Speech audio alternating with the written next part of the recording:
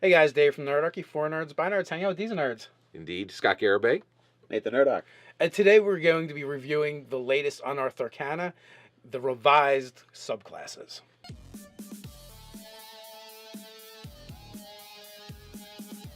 Jump down in the description below where you can find Nerdarchy, the newsletter, and game weekly tips, as well as learn how to game with Nerdarchy. As always, too, we'll also put the link to the latest Unearthed Arcana revised subclasses down there for your convenience as well. So Unearthed Arcana dropped last week. It might be the last of the weeklies we're getting. I think they're going to actually go to work on actually making products soon.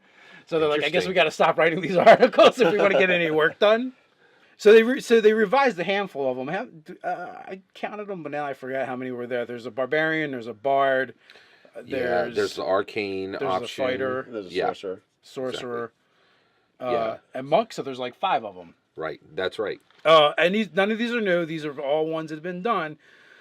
But I feel like they went back, they fine-tuned them, they made each of them unique, and they really did make them better. Yeah. Not necessarily mechanically, just thematically, and each one of these I read, like, I want to play this, I want to play that. It feels more solidified as something rather than like closer to a playtest. And well, here's the other thing too. Like, it really does give me more confidence in the Unearthed Arcanas and what they're doing with them, and they've really seemed to they've found their feet with them. And I owe Mike Merles and Jeremy Crawford an apology because I kind of rag on them sometimes about some of these. I'm like, these abilities feel so lazy. Oh my gosh, yeah. I think that Unearthed Arcana is the future of the industry. That essentially sourcebook material is going to be starting to be given away on free on the web by almost all the companies, and just saying, hey, our development work is value to you that we're giving to you for free, and it serves the beast, like the people who really want that extra stuff. And the fact that we're seeing revisions starting to be put out says even more that Unearthed Arcana is really starting to come up as an official source. Well, what it tells me is they're getting closer to putting it in a product. Interesting. That's the Wizards of the Coast model. Your model, they can't pay the bills with. The lights go off. Actually, yeah, as always. There's a bit of a freemium kind of thing on the internet. I mean, people are watching the YouTube video. Well, the reality is, so here's my take. So the D&D books they're the goose that laid the golden egg. They don't give two rats what they're making about the book. It's all about the film. You got to remember that. It's all about the film. Because that's where billions are made. You're talking about chump change. Well, maybe we'll get into that on a different video. Yeah. All right. Yeah. So Ancestral Guardian is the first one we get from a Primal Path. In the revised, we've seen this one before with the other ones, and I think my biggest complaint was with that one. Several of the Barbarian abilities for the different paths all felt the same. Now, in hindsight, I understand why they do that. It's because they really want to thoroughly test a particular mechanic, so they give it to a bunch of different archetypes. And, but I like the fact that they went back in here and they changed things up to make things more interesting and a lot of fun. And this is the tankiest Barbarian there is. This guy is really designed to draw aggro from the enemies. It's exceptionally powerful because I think you're really getting a lot of you're getting spells attached to your fighter, right? It made me think of two things. One, if you are playing this, I think you should be aware you are playing a Moana build. So that's what this is, because essentially they have the tattoos, and the tattoos essentially tell stories on them, and actually the men are coming out of the ancestral it was ancestral guardians are actually coming out of the tattoos, and in Moana his tattoos the Dwayne Rock character would completely animated. So I feel like this was the Moana build. The other thing is that I thought on this one was this build, from a mechanics perspective, it's powerful. It's definitely the most powerful from a DM's use perspective, because I was like, these ancestral guardians can be used to give clues to them. Can be, each time those ancestral guardians can come forward, their visual makeup can be clues that can kind of push the characters in different directions. There's story uses for this. Absolutely. Yeah, very, very powerful. I agree. And, it does something really interesting that none of the other Barbarian paths can do.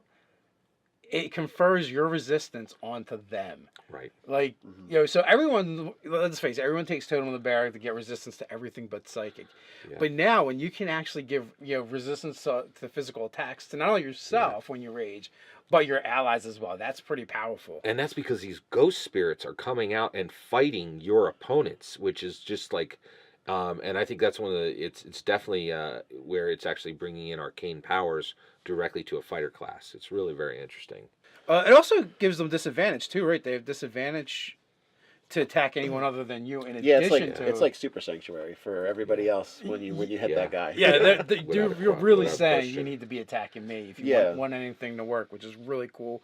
6th level Spirit Shields kicks in, and that's when you actually send your ancestral spirits to actually protect your other players, companions, and you can do it every round, and just uses your reaction. I mean, you have to be raging, so it is limited to your rages, but you get not? get a bunch of them. You're Barbarian. When are you not raging? Yeah. And did you see that it actually gives scry, like consult the spirits as a 10th level, is essentially saying your ghost spirits are in another place, and you can kind of see, and they'll give you information about that other place. Oh yeah, absolutely. They call it scouting, yeah. but it's scry, right? Yeah. Oh yeah, and when you compare this, clairvoyance, it's not as uber as scry, but it's powerful. It's still decent. You get to use it, each short rest. And here's the thing too, like when you compare this to, I believe the 10th level ability for Berserker is, I can give up all my attacks this round, which are going to do a friggin' ass ton of damage, and I can make one person frightened of me, and I can do that every round if I want. Yeah. Ooh. It's pretty major. Yeah. Yeah, it's definitely way better. Yeah. So and then 14th level they get Vengeful Ancestors, which that's where you actually do damage when they attack anyone other than you. So 1, there's the resistance. 2, you can use your reaction to lower the damage. 3, you can then take that damage you lowered it by and then give it back to them. Yeah, and it actually is keying off the spirit shield, Yes. and doing the same damage that one of your earlier attacks did. Now, I really like the way they wrote that, because that's really rules elegant. They're saying, hey, here's the damage this does. It does damage from, exactly the way this other.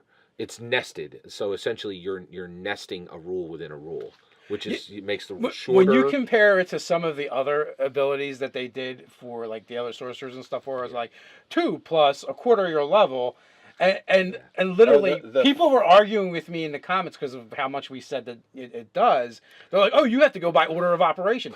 When you have to fucking break out order of operation from math to figure out the ability. Come on, it's a little overcomplicated. Yeah. So absolutely. for this, it is an elegant mechanic. I like that they went back and used something that they already had given it. Yeah, and what you were saying earlier, that's actually a bigger issue within Dungeons and Dragons. Dungeons and Dragons has an overlap of, here's Dungeons and Dragons, your Venn diagram. Here's every developer in the world, and the crossover is like this. It's like 80% of every developer in the world plays Dungeons and Dragons, and they're like, of course you use order of operation. Yeah. You try a shell script for that, man. It's simple. They're trying to push us high school dropouts right out the door. And actually, but we won't go. Yeah, exactly. I don't want to dwell too much on this one. So absolutely. But I like the way it's done. It's simple. It's elegant. Yeah. I prefer that. I feel like when rules are overly complicated, for complication's sake, it's just like an exercise in mental masturbation. It's like, why? At this point, you should have just made it a chart so I can reference it in an instant. And I would say it's a step back. You're going back to 4th and 3rd. Where you had that level of complexity, and now I feel like the 5th edition bar is simple, elegant. That's the a lot less granular. That's the bar for a rule. Yeah. So next we have Bard College of Swords. This one's a lot of fun. This is really cool. There's a couple places I got a little confused, but maybe you guys will. So the feel of it is, I'm a bard, but the way I'm going to entertain you is by showing you my martial prowess, right? Which is really kind of limiting for a bard, but it is definitely a really unique flavor for a bard, I think. And it's a real thing. Like you have people that do the whip cracking. Yep. You have knife throwers, sword swallowers, all of that stuff. Even I'd maybe group fire dancers in here a little bit as well. So there's definitely a lot of cool things going on. You get extra proficiencies right away with armor and scimitars. I just thought it was weird you get scimitars, but like they call it out scimitars specifically. Yeah. Instead of going like all swords or all blades or Well, something. there is an elegance to the scimitar. So if you're Yeah. going to be doing like blade work and stuff I mean, like and that, they it's already. got the I feel like they already probably get a bunch of them anyway. spiral But you're right. curve stuff. Why scimitars? It's right in my notes. Okay, I'm like, all dude, right. I really Well, felt it was why weird too. scimitars? I'm going to say because they're an elegant weapon. Yeah. Long swords don't really add to, like, if you're doing like complex maneuvers and spins and stuff Yeah. like that. Bard The might scimitar's kind of actually already a get long circle, sword. so Yeah, so there's more you can do with it, especially from a performative. Yeah, I that's a great believe point. so. Yeah, That's my opinion. I think you're right. Yeah, I I think mean, it that looks is- cool. Person really Yeah. using the high level of skill to spin a longsword around, but I think it just looks cool Oh, with a scimitar. yeah. Well, and that's the other thing they get at third level: a fighting style. They have two choices: dueling or two-weapon fighting. Both of them are super thematic. Both of them will work really well. And speaking of it, if you go two-weapon fighting, you're really going to want dual weapon wielder from the feats to be even better. So you can fight with two rapiers or long swords or whatever you want to do. Scimitars. Scimitars. Scimitars might actually be a weapon that you can fight dual wield anyway. Just They're the more way. like a short sword. Well, no, because of I think it's a finesse weapon. I believe you're right.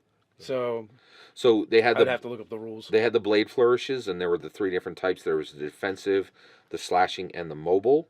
And I thought that was kind of neat, just the way they were, calling them out. Well, there's another part of that too. First of all, using any blade flourish increases your movement by 10. So your walking speed goes up. They call it out specifically.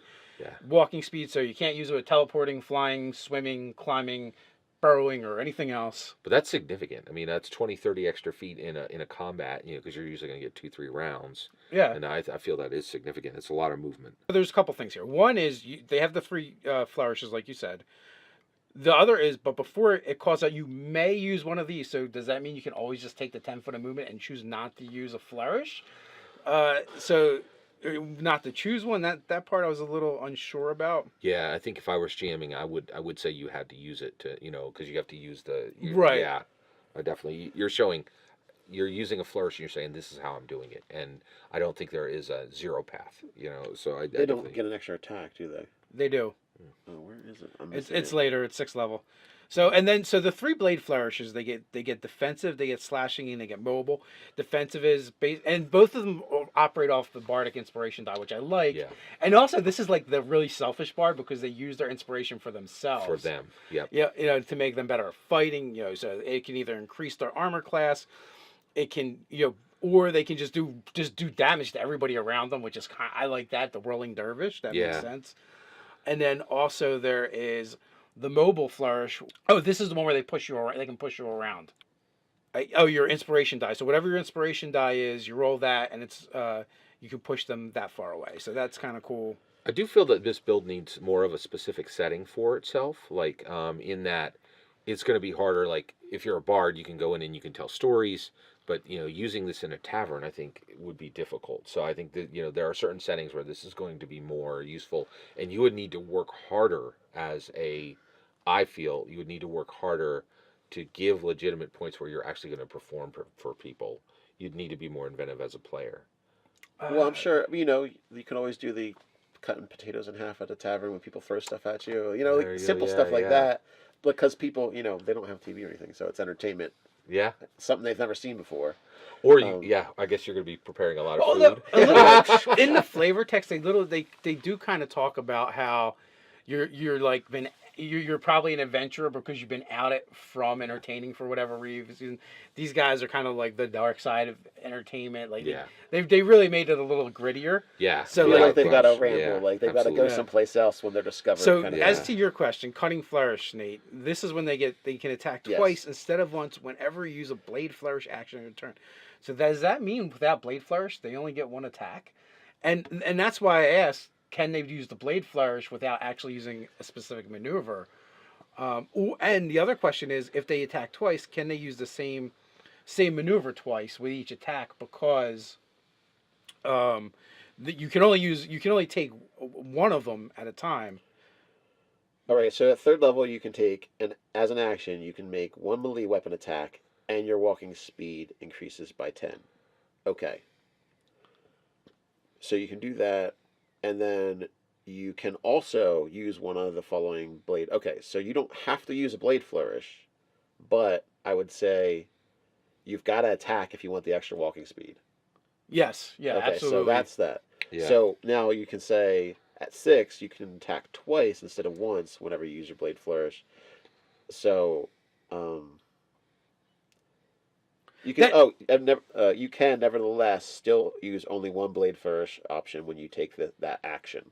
Yeah. Yeah, you can't use multiple of them. Yeah, so you can get 2 attacks at 6, get your 10-foot of walking speed, and also use one blade flourish. Yeah. Not 2. Right. Right. Not 2. So, but well, it says actually. So what's your question? Or Or what? It actually calls out only one blade flourish option, right? These 3 are options. Okay. So No, can you use the same I option? really feel option there's no twice? zero path. We keep coming back to that. I think the answer is no. Yeah. And so the way it's worded, it makes me feel like they can get the extra. They can get the extra I movement. see what you're talking about. Yeah, like you could do 2 defensive flourishes because you're. Yeah. Interesting. I can see how that would work. And I feel like if Blade Flourish is like you can attack and get the extra movement as part of your round, I feel like, and then the options are separate, I think they should have pulled it apart. Otherwise, to me, it's confusing. And then literally the number of times you can take a second attack is based upon how many inspiration dice you have. Right, but each one of the flourishes is expending dice instead. Mm-hmm. So okay. You understand what I'm saying? Yeah. Like, it's really weird for a class to have the extra attack feature, sort of. Like, so they only have the extra attack feature if They're blade flourishing. they're blade flourishing. And if they're blade flourishing, They can use one of the depending on options. your interpretation of this, they have to use the inspiration dice. So that means a very limited number of second attacks. Yeah, now that I read it, I think you're right. And the reason why is it says can, and one of the things when I read the sage advice clarifications on this, just again and again and again, he said these words mean what they're saying. And he just kept it. You're reading it correctly, which means you could really do a lot with this. And that's one of the things about 5th edition. They're very much about the wordsmithing. Like literally, like if you read the sage advices for anything, so many times I go back, it says exactly what it means. This is what it says, and they're very specific about that. So, but sometimes that can get lost because the English language can be a little tricky, and the nuance of that, can go by it. Well, and what they're relying on is like a player. Smarter players than me. Well, no, they've had players that are like, I'm going to break this. I've just broke your system, and they're like, don't worry, GM. Nobody can break your system because they're doing that to you, and they're using this power we just gave them. We'll just make 3 of them and throw them at them. Like it's that simple. And so I think they're saying, hey, you are a god as a GM. Don't worry about them using too much. Oh, here's the thing too. If you thought it was confusing before, Master's Flourish, right? Yeah. Starting at 14th level, whenever you use a Blade Flourish option, you can roll a d6 and use it instead of expending Bardic Inspiration die. Yeah. So now it's going, no, you can do it all the time. It's just a smaller die. Right. Yeah. Which is that's crazy.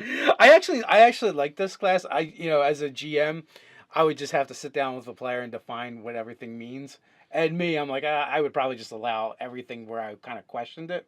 Yeah. Well, I think defensive flourish you wouldn't be able to do it twice. No, it wouldn't do anything because you've already increased your armor class. Yeah. So it wouldn't even really make all that sense. But where it does make a lot of sense is the mobile flourish when you're pushing someone around. Yeah. Especially if you have the movement to follow them, and then you could really and like keep that. up. Well, doing double would be slashing fun. flourish would be good too. Yeah. Yes, and doing more damage to people around you as you move around. So and that really would give the Rolling Dervish feature or feel to it. So I don't know. You guys can argue about it in the comments below. Then that brings us to Fighter, Arcane Archer. I think they did a great job with this one. Agreed. This was my favorite in the entire grouping. Just the idea to take a spell and move it to your target with an arrow. I think it's one of the, it's always been one of the coolest characters in a game. And I'm really glad they doubled down and refined it and are giving it an even better build. So there's a reason it's so popular. And there's a couple things here that they did that I'm really digging on. One is, they basically, you're an Arcane Archer, your arrows are magic. +1 to hit, +1 to damage. Yeah. And that's a really big deal in 5th edition Dungeons & Dragons with bounded accuracy. Especially when you go, you're a fighter type. Well, let's see what fighting style you're going to take. Is there anything other than archery for a ranged character? Yeah. So So like those characters have a +3 to hit, a +1 to damage, and that's without their dex modifiers. So Yeah. that's kind of a big deal, Yeah. especially if you're going to take something like sharpshooter later on, where you're Yes. taking a -5 all the time. I was just And then considering also- that's like the only disadvantage is the cover that people could have. And your point was, it's the same thing. You can make each of those arrows magic with the +1, but you don't have to. You can just, you can fire with a non-magical arrow if you need to. So, which is nice. Why would you want to though? Yeah, that's a good question. Yeah. All the magic arrows for everyone. Well, detect magic. Essentially would Yeah. detect that you were a magical archer. Yeah, I and guess so. Like if you were in a tournament. Oh yeah. Yeah. Use, oh use yeah, a yeah. magic. So Oh, yeah, you're right cheating. there. Yep. Archery tournament. That's classic. Yeah. So then we have Arcane Shot, and this is basically the thing saying, hey, you're gonna get these cool things we were just talking about. Yeah. So the only downside is you only get 2 of them per short rest. So they're super cool, but they're also super limited. The only thing I would like to see them get is maybe some more. Because you could literally blow through these, in the first Like, round. guys, we have to quickly. run away. I have to take a nap. Yeah. Third level, they also get Arcane Archer's Lore, which means they just get a skill in Arcana or Nature, which is cool. I like it when the fighter gets a little bit more. It adds a little more depth to them. One of the things I was thinking is I really like that. Actually, 5th edition is definitely more progressive in that. I think in older editions they were like, oh, these are clearly elven skills. So they're really painting the arcane archer as a skill set that came from the elven people. But in 5th edition, they're saying the elves are more willing to share it with every other race, and they're by willing to be more inclusive on humans being able to get this from an elven culture.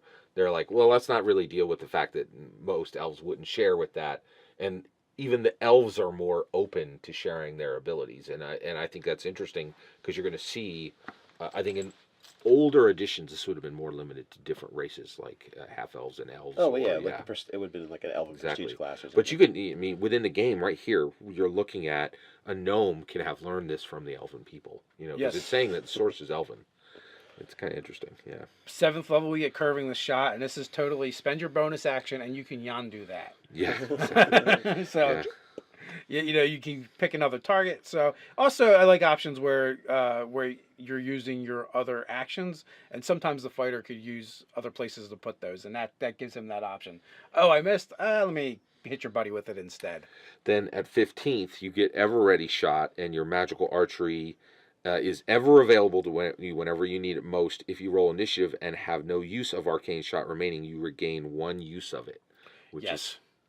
is, So that's cool. So that means you essentially every short rest you now have Arcane Shot twice plus beginning of every fight at the bare minimum.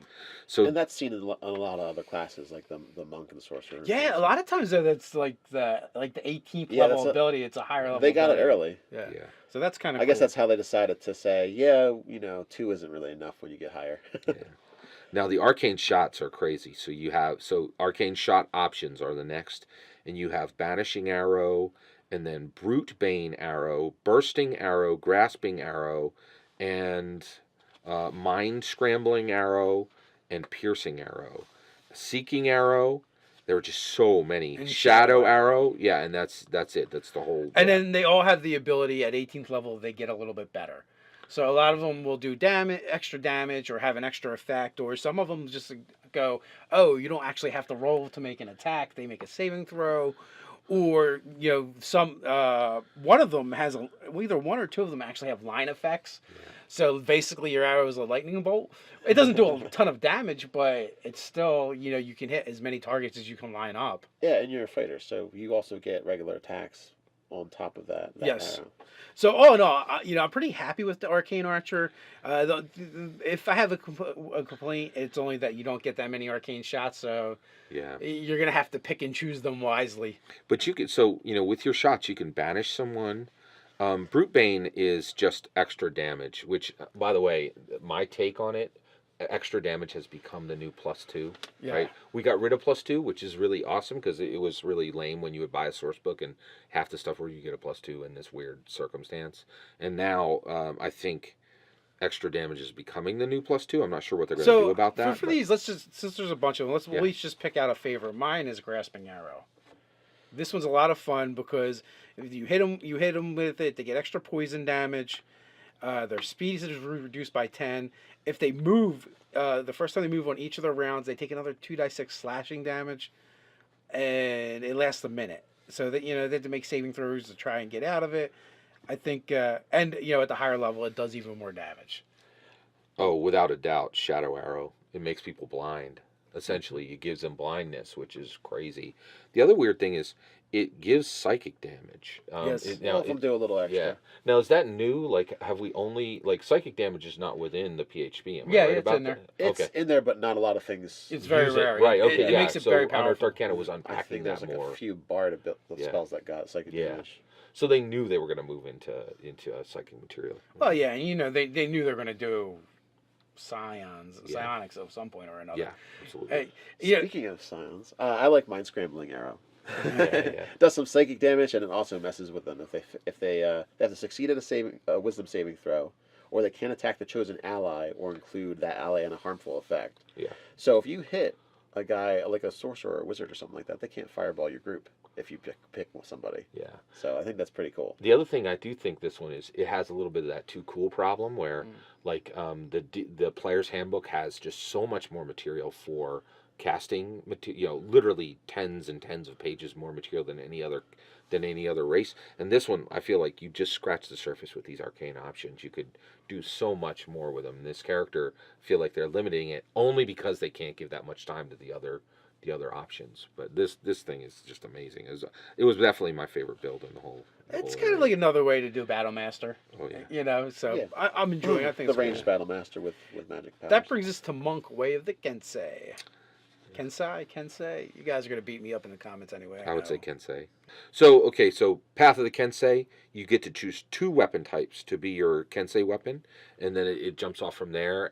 But they can't be special weapons, correct? Was there other limitations on there? Yeah, they can't have special features and they can't have the heavy property. Yeah. Now, actually, I thought this was kind of interesting in that this really steps on the fighter's toes a lot, and they're trying to create a Kung Fu style weapon master, but those weapon masters do generally use reach weapons. Yeah, They they have use those weird internet-connected weapons. swords, and those chains. They use crazy spears. those so, weapons would yeah. almost be defined by the fact that they have special properties. Yes. Absolutely. Yeah. Yeah. So you get 2 abilities. You get 2 primary abilities when you first take the path. In addition to getting the choice of those weapons you normally don't have access to. So one is if you make an unarmed strike as part of an attack action on your turn and are holding a Kensei weapon, you can use it to defend yourself if it is a melee weapon. And that gives you a +2 bonus to armor class. So these guys are actually essentially the best defended of all the monk builds now. They can, if you're using a melee weapon, there's pretty much no reason to never not have a +2 to your armor class. Yeah. So it's going to be wisdom plus your dex plus your +2 for the most part. And you're going to be, and I kick him so I can get a +2 to my armor class. This one was pretty limited, it was compared to some of the other ones, and I think it was from what I was talking about. I feel like, it's so hard to keep the fighter a cool class because they're so basic. But these guys are really in their neighborhood here. Did we talk about? Go ahead. I don't feel that much because of, you have things like the Battle Master and Eldritch Knight. They've definitely done some cool things that make the fighter still relevant, and the fighter still gets 4 attacks around. Yeah, that's valid. And that might have been one of the reasons why they blocked the heavy and the special. Right, because they had to. I agree. It would have been way over, So way OP. the other 3rd level abilities is as a bonus action. When you make ranged weapon attacks, you can increase your accuracy as far as you doing damage. So your attacks are more precise. You get an extra D4 of damage. It's not a huge thing, but it's your bonus action. Boom, do another die 4. Then one with the blade at 6th level, you get magic Kensei weapons and precise strike.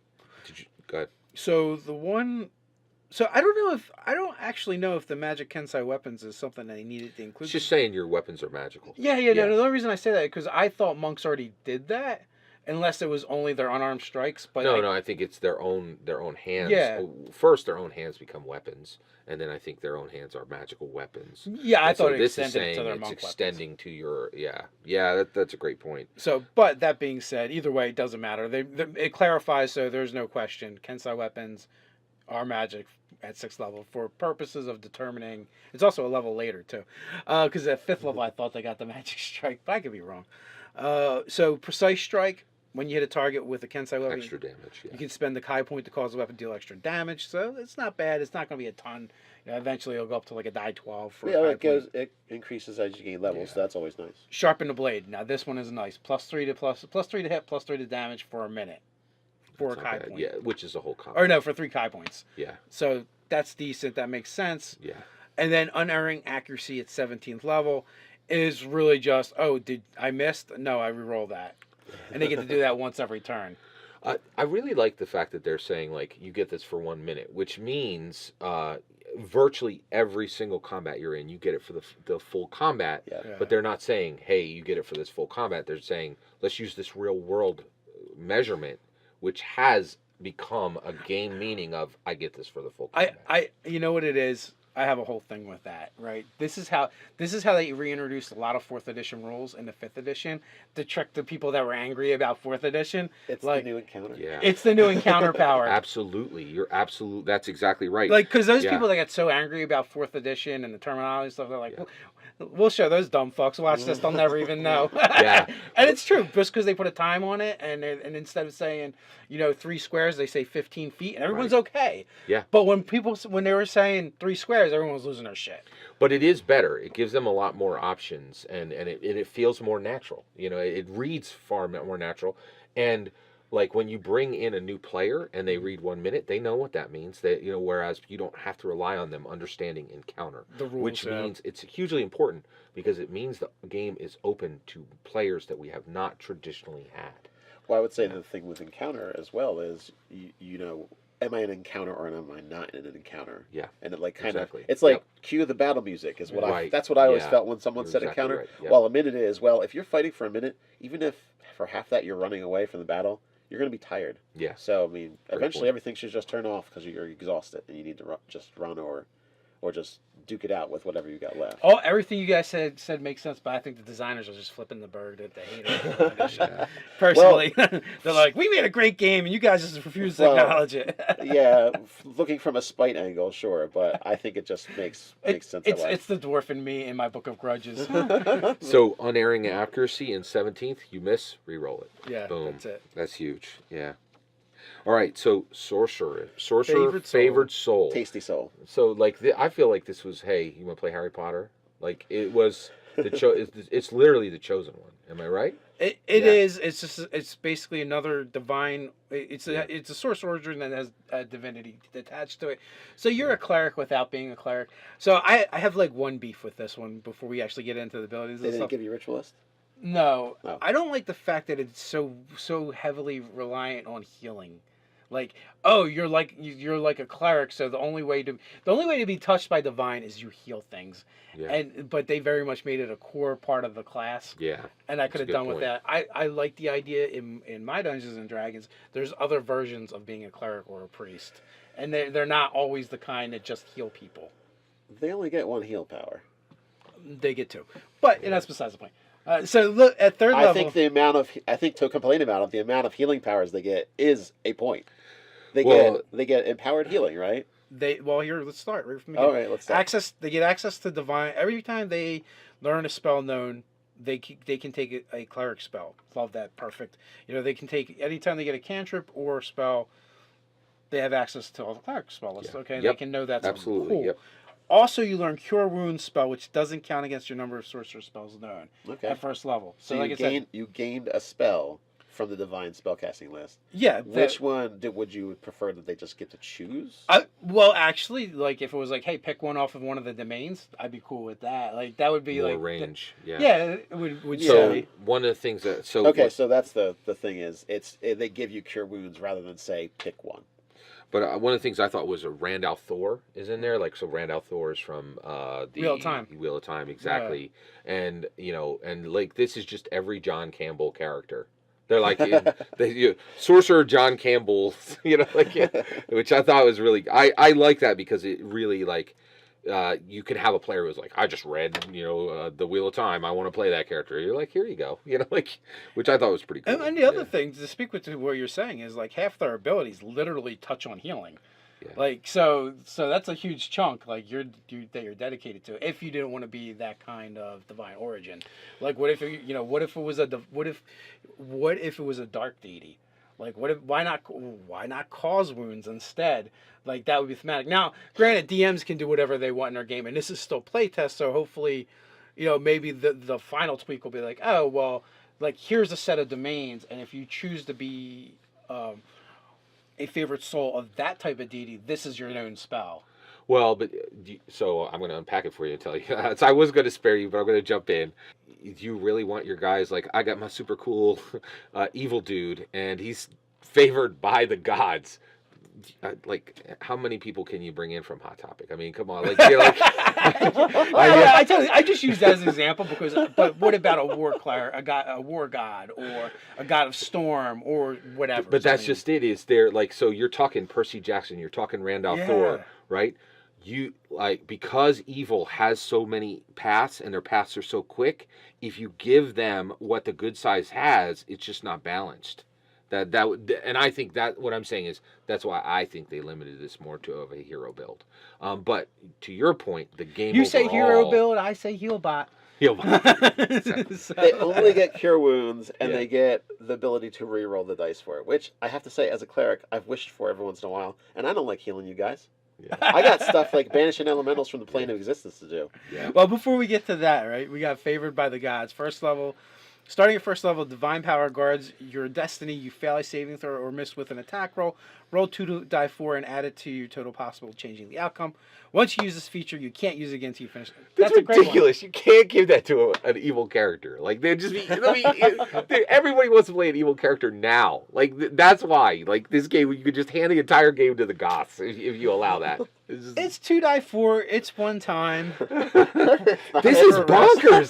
This is like you have missed an attack roll or a save, and you have a 2d plus 4. That's ridiculous. And it's at first level. I like that it's not an advantage. That is so broken. I like that it's not an advantage because in case you had advantage and you still failed, you got. But the reality, I love broken builds, and actually I love that they're really saying, hey, put this out there, take it, run with it.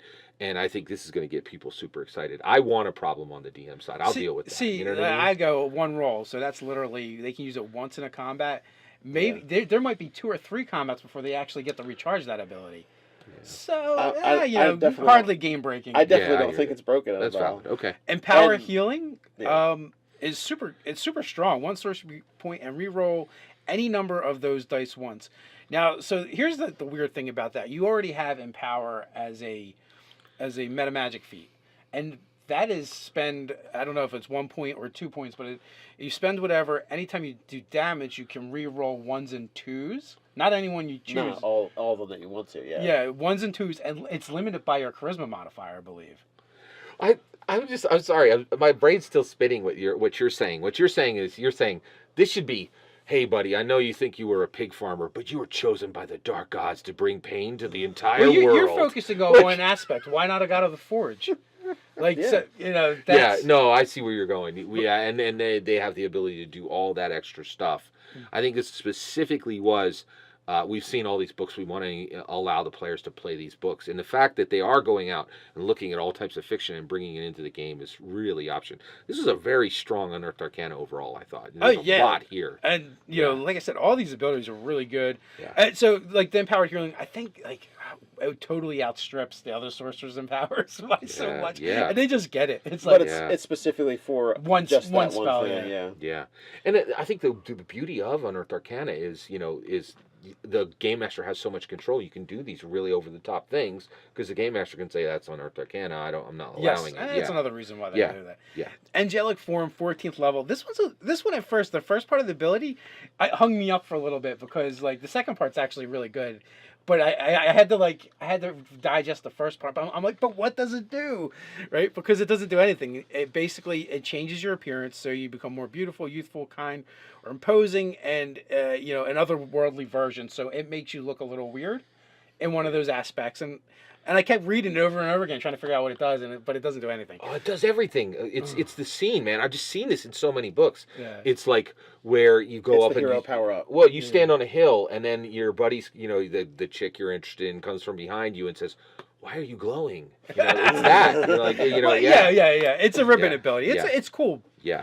But in addition to that, is a bonus action. You can manifest a pair of spectral wings from your back. The wings last until you're incapacitated or you dismiss them as a bonus action while the wings are present. You have a flying speed of 30 feet. I was like, oh, that's why, because they get to fly. And you got a great point. That is super limited, but you could absolutely, you know, that's the game master can say, okay, I'm going to replace your wings with now you have, you know, gauntlets that appear on you and maybe they help you climb or whatever. But you're right. I read that too, and I was like, that's really limited. Wings? Oh no, I felt you the know, other yeah. way. I was like the Oh, because it ribbon just ability. says you're beautiful, youthful, Yeah. kind, or imposing. Yeah. Then I was like, oh, wait a minute. Not that's like +2 to charisma. Or... Yeah. Then I was And like, oh, that's why, because we're getting wings. It also feels like you're like, oh, you didn't play an ASMR, but you want to be one. Yeah. Well, you could actually be an Azamar and be favored soul. If you wanted to really double down. It could give you some extra flying time. Like, I have extra feathers now. And Like, now I want to do it just to be the dark Azamar one, just to mess with Scott. and I want extra wings that come out of my hips now. Well, I why wanna not? lose those How many extra times wings. have you seen those 4 wings? Yeah, I want you know? some quad wings going on there. Cherubim, yeah. So Unearthly Recovery, 18th level. You gain the ability to overcome grievous injuries, and like essentially, yeah, it gives you half your hit points back, right? Crazy. Yes. it's As long as huge. you're half Yeah. down, you get half back. Yeah. All right, so I forgot how much healing this guy has. He Oh does my have gosh. a lot. Yeah, exactly. I saw it too. Yeah, I was like, saw, guys, yeah. both like, Yeah, Nate doesn't know what he's talking about. Well, it's a so lot of now, healing. I don't see this. I don't mind because this is just them. Like you know, yeah, this Brazilian. is Yeah. Yeah, that's good. Look, I actually like. All I I'm like the saying, idea of having options for it. I just like to earlier. acknowledge there's other deities that don't really care so much about healing. But you know what, Dave? As a sorcerer, a spell that you know you can get rid of and get another one. Yeah. So it gives you cure wounds. Oh, Spell, that's you can just true. take whatever you want. I didn't think Be about like, that. sorry gods, I know what I want to do. Right? The Wizards of the Coast is going to watch this video and be like, "Oh, we got to fix this real quick." It's great Unearthed Arcana. I really like it. But yeah, you're absolutely right. You could Yeah. absolutely do that. I mean, it would make your 6th level ability useless, but Oh, well, yeah. So real quick, favorite? oh my god, it would be so hard to pick one. Arcane Archer for me. Do you have a favorite? I like the style of the Kensai, even if... Oh, I hated it. That was the worst. Even if I can't use a giant halberd anymore. I am actually torn between College of Blade, the Ancestral Barbarian, Yeah, Ancestral those are- Guardians and are the actual amazing. favorite Yeah. soul for all my bitches. There's a lot. Yeah, It's yeah. a great Unearthed Arcana. So, So, yeah. so this one is chock full win. Thank you, Mike Merles and Jeremy Crawford. You guys nailed this one, blew it out, blasted it out of the park, and I really enjoyed what you guys are doing with the Unearthed Arcana, how you're taking all that feedback and revising the stuff, making it better. I can't wait to see this stuff come out when it actually becomes a product. Hey guys, jump down to the comments below where you can let us know what you thought of this Unearthed Arcana. While you're at it, like, share, and subscribe. And actually, head on over to nerdarchy.com. And while you're there, you can check out the store. So until next time, Stay nerdy.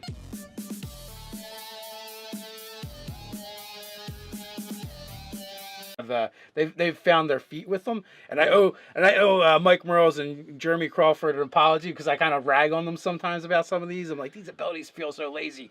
Oh my gosh, yeah. I actually think that Unearthed Arcana is the future of the industry. That essentially source book material is going to be starting to be given away on free on the web by almost all the companies, and just saying, hey, our development work is value to you that we're giving to you for free, and it serves the beast, like the people who really want that extra stuff.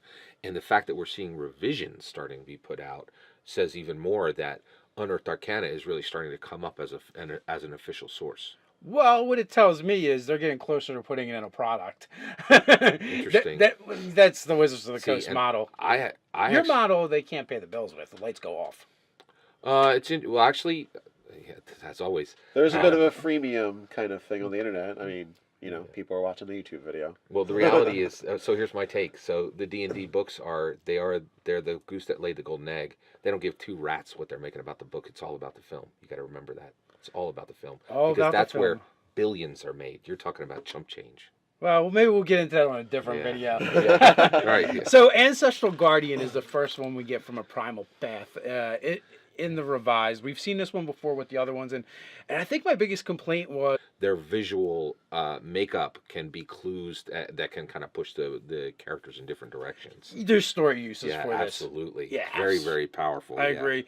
And it does something really interesting that none of the other barbarian paths can do. It confers your resistance onto them. Right. Like, so everyone, let's face it, everyone takes Totem of the Bear to get resistance to everything but psychic. Yeah. But now, when you can actually give, resistance to physical attacks to not only yourself when you rage, but your allies as well, that's pretty powerful. And that's because these ghost spirits are coming out and fighting your opponents, which is just like, and I think that's one of the, it's definitely where it's actually bringing in arcane powers directly to a fighter class. It's really very interesting.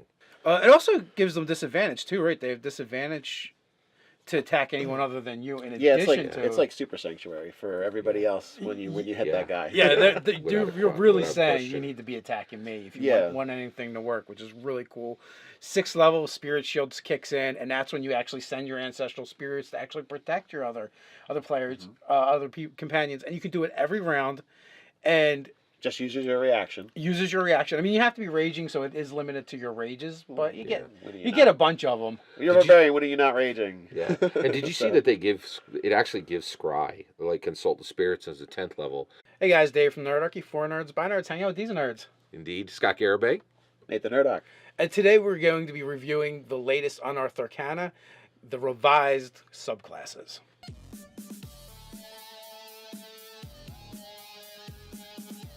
Jump down in the description below where you can find Nerdarchy, the newsletter, gain weekly tips, as well as learn how to game with Nerdarchy. As always, too, we'll also put the link to the latest Unearthed Arcana revised subclasses down there for your convenience as well. So Unearthed Arcana dropped last week. It might be the last of the weeklies we're getting.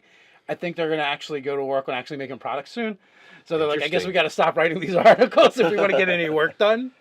So they revised a handful of them.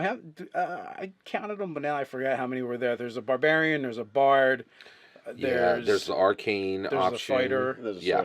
sorcerer, Yeah. and monk. So there's like 5 of them. Right. That's right. And none of these are new. These are all ones that have been done. But I feel like they went back, they fine-tuned them, they made each of them unique, and they really did make them better. Yeah. Not necessarily mechanically, just thematically, and each one of these I read are like, I want to play this, I want to play that. It feels more solidified as something rather than like closer to a playtest. And well, here's the other thing too. Like, it really does give me more confidence in the Unearthed Arcanas and what they're doing with them, and they've really seemed to has with that one. Several of the barbarian abilities for the different paths all felt the same. Now, in hindsight, I understand why they do that. Is because they really want to thoroughly test a particular mechanic, so they give it to a bunch of different archetypes, and But I like the fact that they went back in here and they changed it. Change things up to make things more interesting and a lot of fun. And this is the tankiest barbarian there is. This guy is really designed to draw aggro from the enemies. It's exceptionally powerful because I think you're really getting a lot of you're getting spells attached to your fighter, right? It made me think of two things. One, if you are playing this, I think you should be aware you are playing a Moana build. So that's what this is, because essentially they have the tattoos, and the tattoos like essentially tell stories on them, and actually the men are like coming out of the ancestral it was ancestral guardians are actually coming out of the tattoos, and in Moana his tattoos were the animated. Dwayne Rock character would completely animated. So I feel like this was the Moana build. The other thing is that I thought on this one was this build from a mechanics perspective, it's powerful.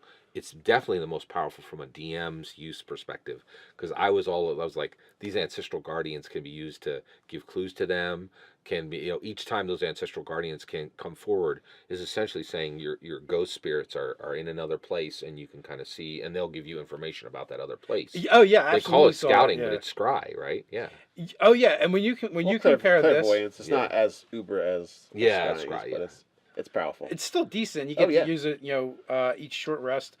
And here's the thing too, like when you compare this to, I believe the 10th level ability for Berserker is, I can give up all my attacks this round, which are going to do a friggin' ass ton of damage, and I can make one person frightened of me, and I can do that every round if I want. Yeah, it's pretty Ooh. major. Yeah. Yeah, it's definitely way better. Yeah.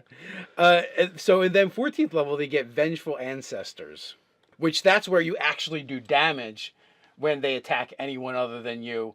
So one, there's the resistance. Two, you can use your reaction to lower the damage. Three, you can then take that damage you lowered it by and then give it back to them. Yeah, and it actually is keying off the spirit shield, Yes. and doing the same damage that one of your earlier attacks did.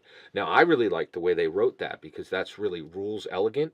They're saying, Yes. hey, here's the damage this does. It does damage from, exactly the way this other. It's nested. So essentially, you're nesting a rule within a rule, which is it makes the shorter. When you compare it to some of the other abilities that they did for like the other sorcerers and stuff, where it was like 2 plus